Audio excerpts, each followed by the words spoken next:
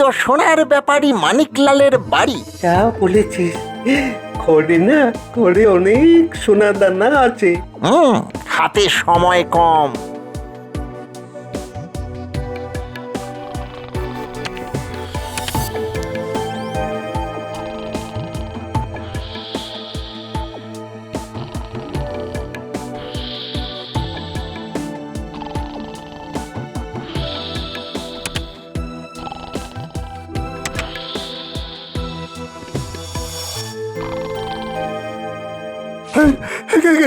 কে কে কে কে? অতিথি। চোর চোর চোর চোর চোর চোর! হুজুর, আমি যে বরবাদ হয়ে গেলাম। আহা, তুমি চিন্তা করো না মানিকলাল, যেই চুরি করে থাকুক সে ধরা পড়বেই।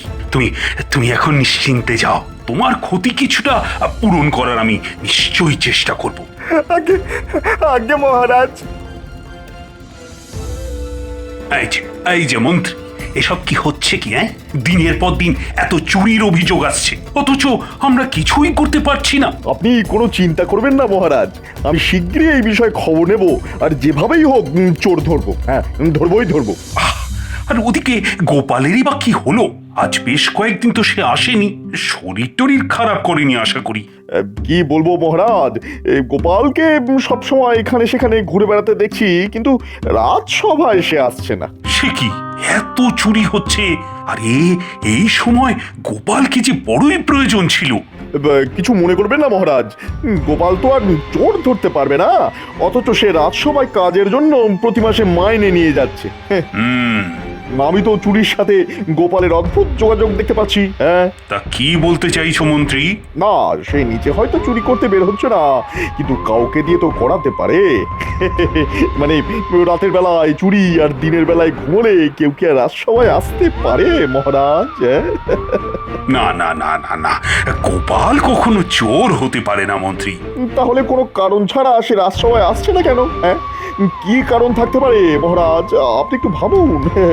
2 আর 2 4 হয় মহারাজ। হ্যাঁ, তাহলে ঘোষককে দিয়ে ঘোষণা করে দাও যে রাজসভা থেকে গোপালকে বরখাস্ত করা হলো। বিলক্ষণ মহারাজ, আমি অবিলম্বে সেই ঘোষণা করার ব্যবস্থা করছি।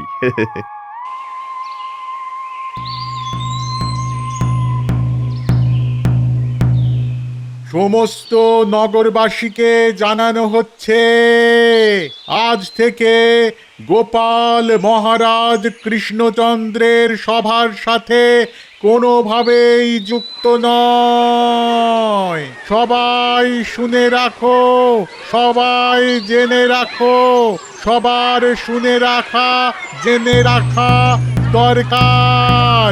আজ থেকে গোপাল মহারাজ কৃষ্ণচন্দ্রের রাজসভার সাথে কোনোভাবেই যুক্ত নয়। মহারাজ তাকে তাড়িয়ে দিয়েছে।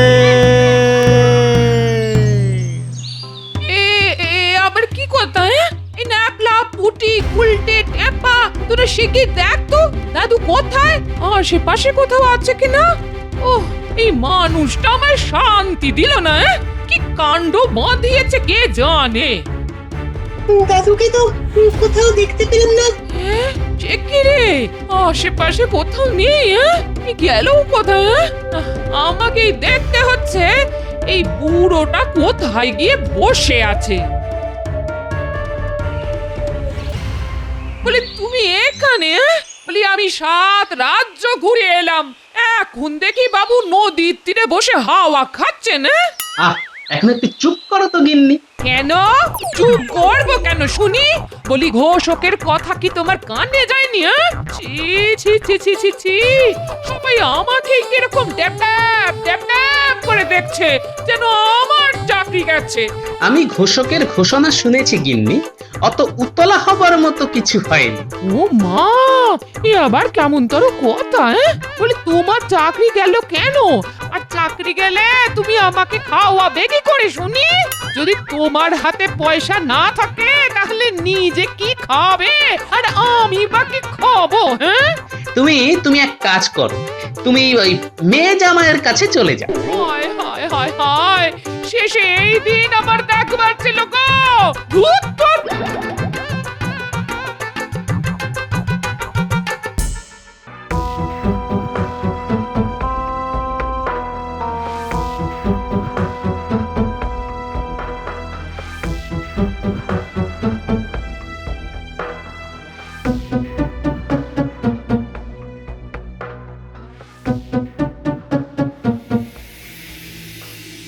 হায় হায় হায় হায়, আমাদের সব যে চুরি হয়ে গেল গো। এখন এখন আমরা কোথায় যাব, কি করব?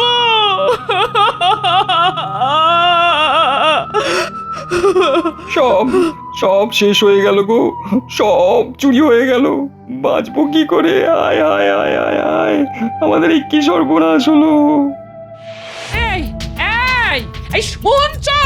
আরে ওঠো না, মরার মতো ঘুমোচ্ছ কেন? ওঠো না। ওহ, শিগগির শিগগির চলো পুটিদের বাড়িতে, ওখানে খুব কান্নাকাটি হচ্ছে, খুব। শুনছি এদের সব চুরি হয়ে গেছে গো। হ্যাঁ। ও হুম,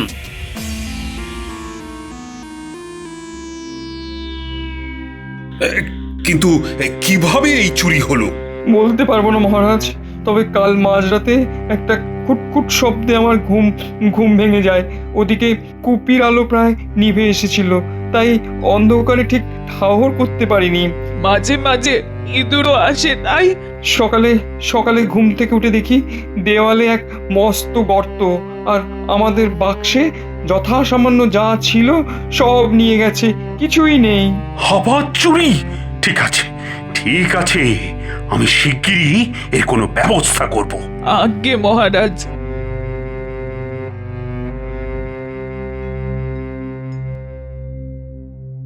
সেনাপতি, তুমি থাকতে কৃষ্ণনগরে রাত বিরেতে চোর আসে কি করে?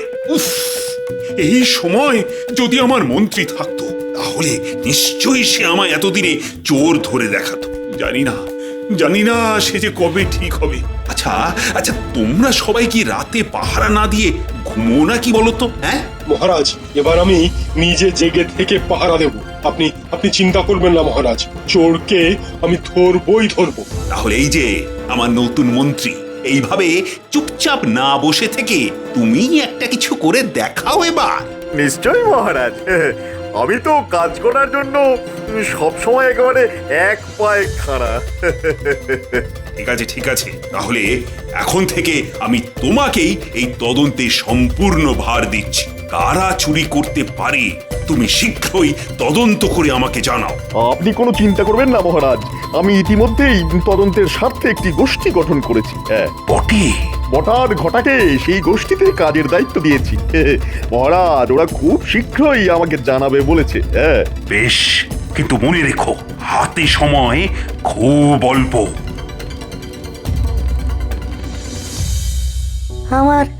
আমার খুব খারাপ লাগলো গোপাল যে মহারাজ তোমাকে চিনতে ভুল করলেন। ঠিক কি হয়েছিল? কি আবার হবে, মন্ত্রী তোমার নামে যা খুশি তাই বলে যাচ্ছিল। তুমি মাইনে পাও অথচ রাত সবাই কাজে আসো না, এমনকি তুমি নাকি কাউকে দিয়ে রাতে চুরি করাচ্ছ আর দিনের বেলায় বাড়িতে ঘুমোচ্ছ।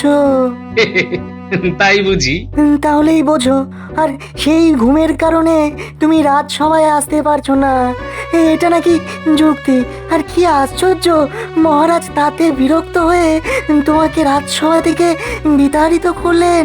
হ্যাঁ, মহারাজ কি এটা বিশ্বাস করেছেন যে আমি চুরি করতে পারি?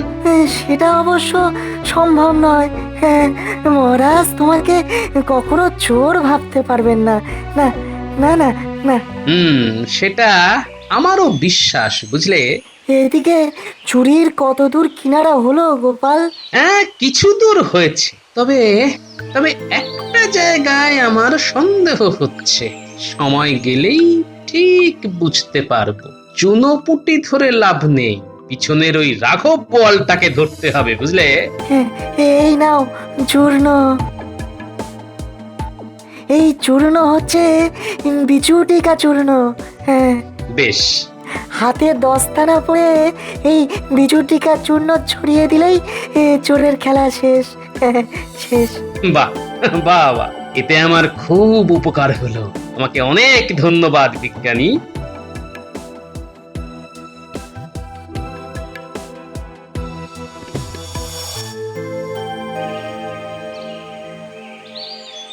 এই যে গোপাল, এই তোমার বাড়িতেই যাচ্ছিলাম তোমার সঙ্গে দেখা করতে। তাই না? তোমাকে আর কি বলবো বলো, মহারাজ যে এরকম করতে পারে এটা তো আমার ভাবনার বাইরে ছিল। ও আচ্ছা, তোমার জন্য আমার বড়ই দুঃখ হয় গোপাল। এখন কি করে তোমার সংসার চলবে? আমার গিন্নিও দিনরাত সেই চিন্তাই করে চলেছে। সত্যি কথা বলতে কি, আমি মহারাজকে কত করে বললুম, মহারাজ এমন করবেন না, আপনি গোপালকে রাজসভায় আসতে এভাবে মানা করতে পারেন না।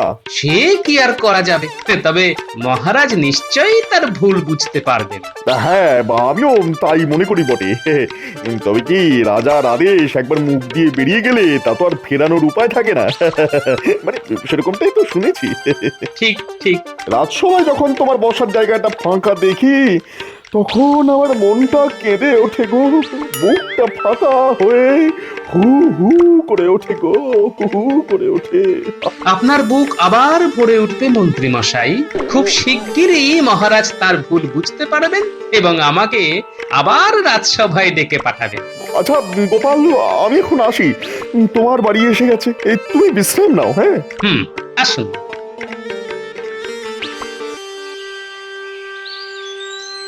এই নাও দাদু তোমার খাবার। দে। উঠে তোরা খুব সজাগ থাকিস, বুঝলি? মনে হচ্ছে খুব শিগগিরই আমি চোর ধরে ফেলতে পারবো। তাই নাকি দাদু? আমরা সবাই কিন্তু তাহলে খুব সজাগ থাকবো। যাকে বলে চোখ কান খোলা রাখা। কোথাও কোনো বেচাল দেখলেই আমাকে জানাবি। নিশ্চয়ই দাদু। দাদু বলেছে খুব সজাগ হয়ে আমাদের থাকতে হবে। কিন্তু এই সজাগ কিভাবে থাকা যায়? দাদু বলেছে কোনো সন্দেহজনক লোক দেখলেই দাদুকে খবর দিতে হবে। সেরকম সন্দেহজনক লোক আমরা বুঝবো কি করে? আমি ওই দূরে দেখতে পাচ্ছি মন্ত্রীকে, ওনার হাঁটা চলা কিন্তু আমার খুব সন্দেহজনক লাগছে। মন্ত্রী মশাইয়ের ভাবসাব খুব ভালো লাগছে না। উনি যেন কিছু একটা লুকোতে চাইছেন। আমাদের এক্ষুনি ওনার পিছু নেওয়া দরকার। উনি কেন এই জঙ্গলের দিকে যাচ্ছেন সেটা জানতে হবে। চল যাওয়া যাক, তবে আমাদের খুব সাবধানে ওনার পিছু নিতে হবে।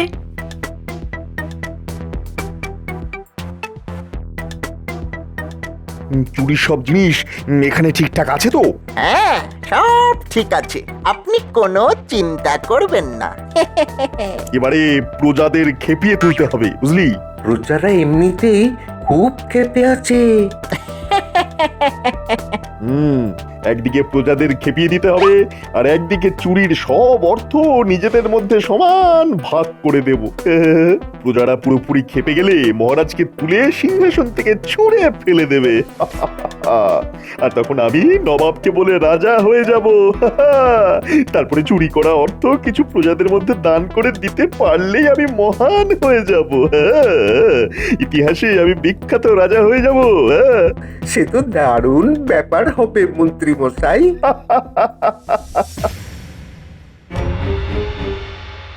কিছুই বুঝতে পারছি না, দিনের পর দিন রাজ্যে এভাবে চুরি হয়ে যাচ্ছে, অথচ আমার রক্ষীরা কেউ কিছুই করতে পারছে না। আর ওদিকে প্রজারাও তো ক্রমে ক্ষিপ্ত হয়ে উঠছে। কিন্তু মহারাজ, এখন করণীয় কি? সেটাই তো বুঝতে পারছি না। মন্ত্রীকে পূর্ণ তদন্তের ভার দিয়েছি, আর সেও কিছু এখনো বলতে পারছে না। আমার মনে হয় রাজ্যের এই বিপদের সময় গোপালের পরামর্শ বিশেষভাবে প্রয়োজন ছিল। সেটা যে আমারও মনে হয়নি তা নয়, তবে আবার কি? যান, এক্ষুনি গোপালকে খবর দিন। কি করে রানী, কি করে? যাকে ঘোষক দিয়ে ঘোষণা করে আমাদের রাজসভা থেকে বিদায় দিয়েছি, তাকে আবার কি করে ডেকে পাঠাবো? প্রয়োজন হলে ডেকে পাঠাতে হবে বই কি। রানী, রানী তুমি বুঝতে পারছো না, এতে আমি নিজে খুব ছোট হয়ে যাব। আমি তাকে নিজে রাজসভা থেকে বিতাড়িত করেছি। দেশের স্বার্থে যদি মহারাজ ছোট হয়, সেটাকে ছোট হওয়া বলে না মহারাজ। বেশ বেশ, আমি এক্ষুনি আমার একজন দূতকে পাঠাচ্ছি গোপালকে ডেকে আনার জন্যে। সেই ভালো। গোপাল, বাড়ি আছো? কি ব্যাপার দূত, তোমার কাজ কি শেষমেশ আমার বাড়ি আসা? না মানে তুমি তো অন্য রাজ্যে যাও মহারাজের সংবাদ নিয়ে। মহারাজ তোমার বাড়িতেই যে এখন আসতে বললো। বেশ বেশ, এখন বলো তো মহারাজ তোমাকে আমার বাড়ি পাঠালেন কেন? গোপাল, মহারাজ তোমাকে রাজসভায় ডেকেছে, সেই খবর দেবার জন্যই তো তোমার কাছে আসা। মহারাজ ডেকেছেন? আচ্ছা বেশ, কিন্তু আমি যে এখন যেতে পারবো না দূত। সে কি? হ্যাঁ হ্যাঁ, তুমি মহারাজকে গিয়ে বলো আমি একটা বিশেষ উদ্দেশ্য সাধনের জন্য মানে মানে একটা জরুরি কাজের জন্য এখন যেতে পারছি না। এই কথা বলবো? হ্যাঁ হ্যাঁ, তুমি নির্ভয়ে এই কথাটাই মহারাজকে বলবে, আর সেই সাথে এটাও বলবে যে গোপালের উদ্দেশ্য সফল হলেই সে রাজসভায় আসবে, তার আগে নয়। বেশ, তবে আমি চললাম।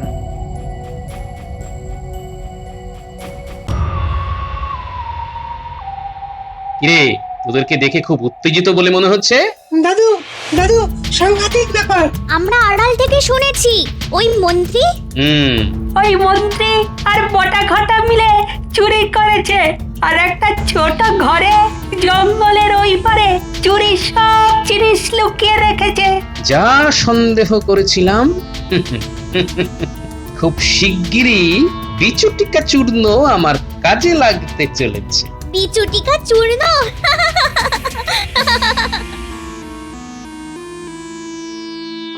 সে বারবার বললে যে সে যে কাজে আছে তা যদি সফল হয় তবেই সে রাজসভায় আসবে। ও, তুমি এখন আসতে পারো দূত। প্রণাম মহারাজ। গোপাল, তার এত বড় স্পর্ধা! আমি ডেকে পাঠালাম তবু সে এলো না। কি কি রাজকাজ করছে সে? না না না না না না, আর ওর প্রতি কোনো রকমই নরম হব না। কোনো দিন ওকে আর আমি রাজসভায় ঢুকতেই দেব না। কি ব্যাপার, এত কিসের কোলাহলে শব্দ? মহারাজ, রাজসভায় আসার আগে দেখতে পেলাম প্রজারা অত্যন্ত ক্ষিপ্ত হয়ে আছে। হ্যাঁ, তারাই সব ভিড় করে এসেছে রাজপ্রাসাদের সামনে। এ কি হলো মহারাজ, এ কি হলো? প্রজারা সব যে চুরিতে নিঃস্ব হলো। মহারাজ, একটু সবুর করুন, সুসময় আসতে চলেছে। তবে এই চোর হলো শনি, সে ধরা না পড়লে বড়ই দুঃসময় আসবে। মন্ত্রী, মন্ত্রী, তোমাকে যে তদন্ত ভার দিয়েছিলাম তার কি হলো? বটা ঘটা রাত জেগে পাহারা দিচ্ছে মহারাজ। আজ বাদে কালই চোর ধরা পড়বে, পড়বেই পড়বে। আপাতত প্রজাদের শান্ত হতে বলি। আমরা মহারাজের সাথে দেখা করতে চাই এক্ষুনি। এখন এতজন দেখা করা সম্ভব নয়। আমাদের দিতেই হবে। আমরা এই চুরির বিহিত চাই। এভাবে চলবে না, না না চলবে না, এভাবে চলবে না। তোমরাই আমার সব। দেখো, তোমাদের এই বিপদের দিনে এই রাজা তোমাদের পাশে আছে। আমি নিজেও এই চুরি নিয়ে খুব চিন্তিত। আশা করি দুদিনের মধ্যেই চোর ধরা পড়বে। জয় মহারাজ কৃষ্ণচন্দ্রের জয়। আজ এই চরম সংকটের দিনে গোপালের অভাব আমি খুব করে বুঝছি। প্রজাদের আশ্বাস দিলেন, কিন্তু আপনি নিজেই জানেন না কি করে এই চোর ধরা পড়বে। আর চোর ধরা না পড়লে এই প্রজারা তো আমাকে আর মানবে না। কে হবে এই বিপদে আমার ত্রাতা? কে? এই যে বটা বাবু আছেন নাকি? ঘুমোচ্ছেন নাকি চুরির জিনিসের হিসেব করছেন?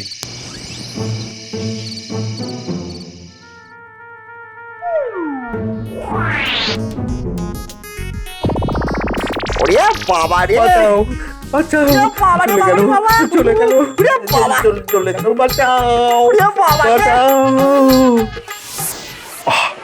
আজও বাইরে কিসের কোলাহল? মহারাজের জয় হোক। বলো বলো রক্ষী। মহারাজ, প্রচুর মানুষের ভিড় হয়েছে চোর দেখতে। গোপাল দুজনকেই বেঁধে রেখেছে। গোপাল? চোর মানে রাজপ্রাসাদের সামনে? কি যে বলছো রক্ষী? এক্ষুনি চলো সবাই।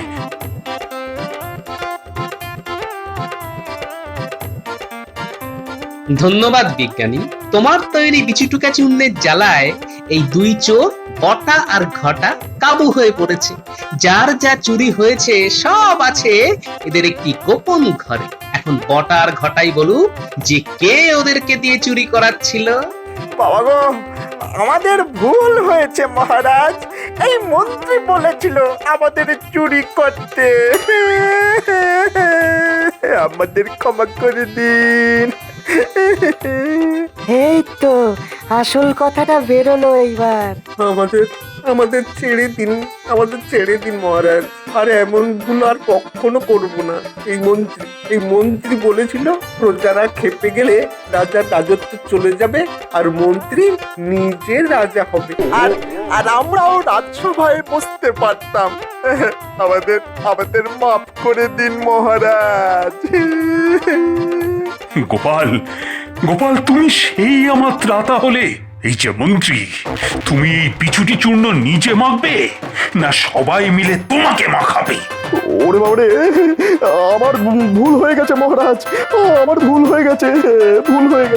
গোপাল, গোপাল, তুমি যখন ত্রাতা তাহলে ওই বিচুটিকা চূর্ণ তুমি মন্ত্রীকে মাখিয়ে দাও। আমি আর এই মন্ত্রীর মুখ দেখতে চাই না। যে আজ্ঞে মহারাজ।